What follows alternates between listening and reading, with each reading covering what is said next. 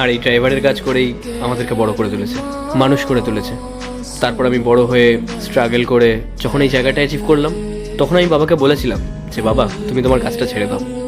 কিন্তু আমার বাবা তার কাজটাকে এতটাই সম্মান করে, এতটাই রেসপেক্ট করে, সেই কাজটা ছাড়তে রাজি হয়নি। উনি বলেছিলেন উনি যতদিন পারবেন এই কাজটা করে যাবে, যতদিন ওনার শরীর দেবে। আর সত্যি কথা বলতে মেঘা, আমারও এই কাজটা নিয়ে কোনো প্রবলেম নেই। কারণ উনি যদি কাজ করেন তাহলে ওনার মেন্টাল হেলথ, ওনার ফিজিক্যাল হেলথ সব কিছুই ঠিকঠাক থাকবে। আর তাছাড়াও মেঘা, আমি আমার বাবাকে খুব রেসপেক্ট করি। আর আমি যদি ওনাকে বারণও করি উনি তাও শুনবেন না। তো ব্যাস এটাই। Okay sir.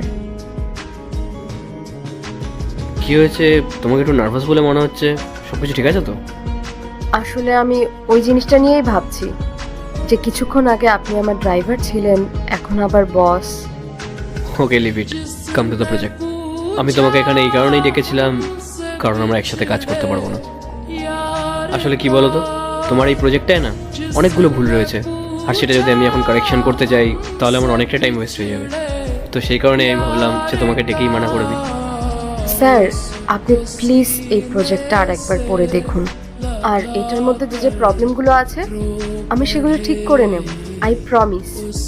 আসলে কি বলুন তো, এই প্রজেক্টটার জন্য না আমি অনেক হার্ডওয়ার্ক করেছিলাম। স্যার প্লিজ আপনি আমাকে একটা সুযোগ দিন। দেখো মেঘা, আমি ভেবেছিলাম আমি তোমাকে মানা করে দেবো, বাট বিলিভ মি, আজকে আমি তোমার মধ্যে যেরকম দেখলাম, তুমি মানুষকে এত রেসপেক্ট করো, যেটা এখনকার মেয়েদের মধ্যে দেখাই যায় না। এখনকার মেয়েরা এতটাই অহংকারী হয় যে তাদের থেকে নিচু পোস্টে যারা কাজ করে, যে তাদের সাথে ঠিক মতো রেসপেক্ট দিয়ে কথাই বলে না, তাদেরকে অপমান করে কথা বলে, তারা তাদের মেড, তাদের ড্রাইভারকে অনেক ছোট নজরে দেখে।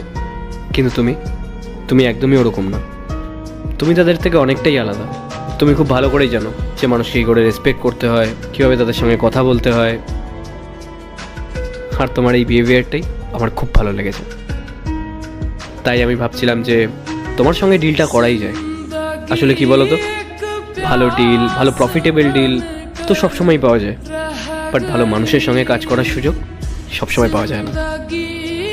সো ইয়া, আর এর মধ্যে যে ভুলগুলো রয়েছে, যে কমতিগুলো রয়েছে, সেগুলো না হয় আমরা দুজনে মিলে ডিসকাস করে ঠিকঠাক করে নেবো। Thank you so much sir. আর এই প্রজেক্টটাতে যে যে ভুলগুলো আছে সেগুলো আমি যত তাড়াতাড়ি সম্ভব ঠিক করে নেব, আর অভিযোগ করার কোনো জায়গায় রাখবো না। Thank you. So get ready for the deal.